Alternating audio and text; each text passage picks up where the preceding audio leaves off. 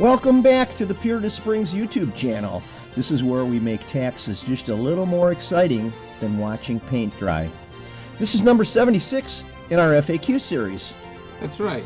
And so today we're going to be tackling something that confuses a lot of taxpayers, and even some tax professionals. Split gifts, and how to correctly report them on Schedule A of Form 709. And let me tell you, we've had our own misconceptions about this, so we're here to set the record straight. And we're going to go through this a little slower than we did in the last video because we know that gift splitting is one of those topics where details matter, and a lot of you are interested in it. That's right, and it's not very straightforward. Like you said, it took us a while to wrap our heads around everything that has to happen to do this correctly. But let's start by defining what is gift splitting. So basically, gift splitting allows married couples to treat gifts made by one spouse as if they were made equally by both spouses. The advantage of it seems to be that if you didn't split the gift, all you would get would be the $18,000 annual exclusion of the donor. Right. But because you're splitting the gift, you're getting two $18,000 annual exclusions for a total of $36,000. You got me thinking on this, Larry, and you know how I hate to think. Yeah, especially So anyway, when you're trying to talk at the same time. But this is where it differs from what we've come to expect, like in income tax returns. Here, both spouses must file a 709, even if only one of them actually made gifts. It's not optional. If you want to split gifts, both spouses must file Form 709 separately, and the IRS wants you to send both returns in the same envelope. All right, so let's break this and talk about the required to split gifts. So we already said you have to have a spouse, you have to be married. Both spouses are U.S. citizens or residents at the time of the gift. The couple was married at the time of the gift and did not divorce before the end of the year. And then the one that you and I were talking about earlier, neither spouse has remarried during the year.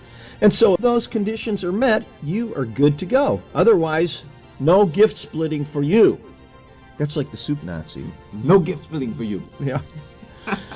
Now the part you've all been waiting for. How to fill out Schedule A, Part 1 of Form 709 when you're splitting gifts. Let's walk through a real-world example. Yeah, so let's say I want to give my son $40,000 in cash this year. I decide that I want to split that gift with my wife. But since I was the one who made the gift, it came from me, how do we report that? We're going to go to Schedule A, Part 1. Betty Sample is actually the donor. Do you mind being a woman? I can be Betty for all right. At least. Wow, that really threw me off on that one. So Betty's donating to her son $40,000. Okay, so right, and here's the wrong amount. See, the sample wasn't. I think the script changed or something. Well, it's also the daughter now. I'm going to put 40,000. Okay, yes. Do you mind if your son is a daughter? I don't know. I'm already Betty's. Okay, I'm going to hit tab. Okay, now what we're going to do, we put the $40,000 gift in there. I'm going to click split gift, press tab, let it calculate out, and that's what we see is $20,000. The point of this exercise... She's got to do this as well, right? She's right, that's right. Because I think we gave the impression in the earlier video that now we would go to the spousal section and we put the other... No, it doesn't work like that. Yeah, right, no, it's a completely separate return. And let's take... I'm going to use the save as command to create a duplicate of this file. And I'm going to call it YouTube video number 2. Okay, and now let's pretend, let's go back to page 1, and, well now, okay, man, now we can make a man of you. Larry Sample. All right. Now you don't have to identify with anything other than what you actually are. Anything other than somebody with 40 grand to dish out. No, yeah, to give away, yeah. Okay, so now we're going to go and we'll look at this, all right? And that's where nothing is going to be because you're the spouse. The splitting spouse. Exactly. This is getting even more realistic. Yeah, there we go. All right. So now instead we're going to go to this, on this return, we're going to the... God, Larry, we're doing so good on this. Let's put number 1 in there in the spouses section, and whatever Tony's name is.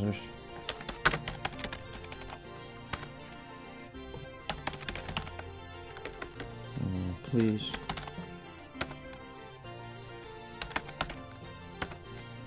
$40,000. Mm-hmm. That's the one. You can buy yourself a nice Something. family sedan with that. Okay. So on this spouse return, we are not filling anything out in part 1. Mm-hmm. And I was just talking to Larry earlier about this. In the old form, you would see all these things on one sheet of paper. And for purposes of this demonstration, that would have been nice, but the new forms don't really look like that. So They were trying to give us more room. right, They had right, more They had room. the best That's of right. intents, but man, they made a mess of it. Yeah, right. That's good point, Larry. So I think that shows both sides now, the donor and the spouse, and what they would have to fill out the file. I don't think I left anything out. I hope not. So this is the part I like, because so let me give you a nuance. In this situation, it's not just me making the gift. My wife and I own a joint account, and we decide to give Austin 40 grand from that account. Okay. How's that going to work? How do we report that? Well, this is the interesting part. Since the money was jointly owned, you and your wife are automatically gifting $20,000.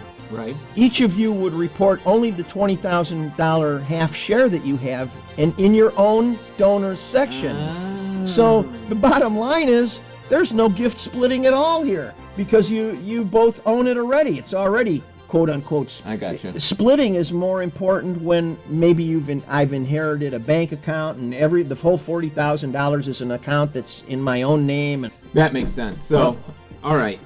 Now that we've clarified how the actual split gift works when you're the one making the donation, and how a gift works when the money's coming from a joint account or from the spouse and the husband at the same time. Let's talk about the annual exclusion a little bit. If I split a gift, does that portion qualify for my annual exclusion? Sure does.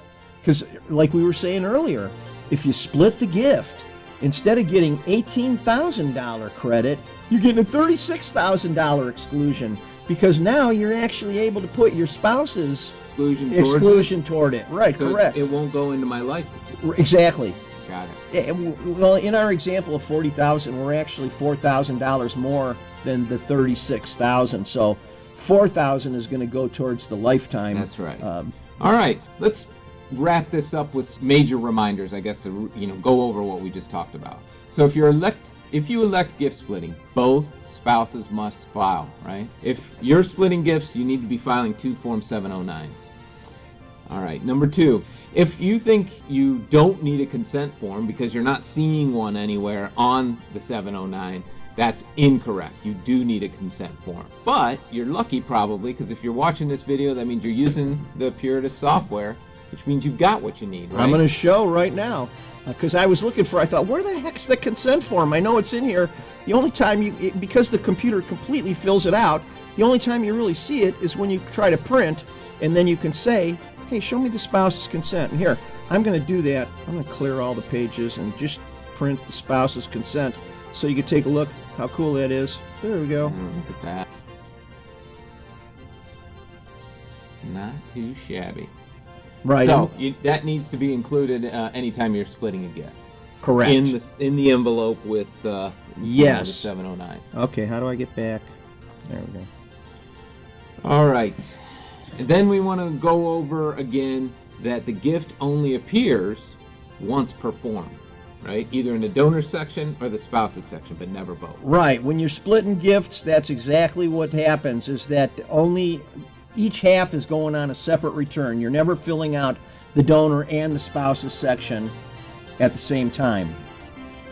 And if the gift is from jointly owned property, each spouse reports it on their own share. No need for gift splitting, right? Right, that's it. That last example that you gave, sure. It's splitting automatically, so to speak. So the key there is jointly owned property. Right. And last but not least, annual exclusions do apply to split gifts. So part of the cool thing about splitting the gift is that each spouse gets their own annual exclusion, and you can put it against. There you go. Hey, wasn't that the same as number 1? It seems like we said that already. Anyway, when in doubt, double check the IRS Form 709 instructions Or talk to a tax professional. That's right, or rewatch this video. There you go. I like Put that it on, idea. Put it on repeat. Yeah, more views. So we hope this breakdown of split gifts in Form 709 Schedule A helps you out and maybe does a little better job of explaining things than our earlier video about split gifts. Yeah, I think it basically encompasses all the different questions into one video. I like it. So if you liked it too, hit that like button, or what do they say? Smash like and subscribe, because we're trying to get up to 500 subscribers. So Yeah, that's right. We're on our way. Be serious about this YouTube thing, and yeah, let us know in the comments. When Larry talks about the comment section, if you didn't like it, don't even tell us about it because we're very sensitive. That's true. We don't have very thick skin. No. Don't say anything mean to us. Either way, if you're going to say something mean, at least subscribe to the channel so you have more opportunities to do it. There you go. We'll trade Wow, a I like the way you think, Larry. Make a comment Dang. here. Okay. So, all right. Well, so I guess that's it. Thanks for watching, and we hope to see you next time.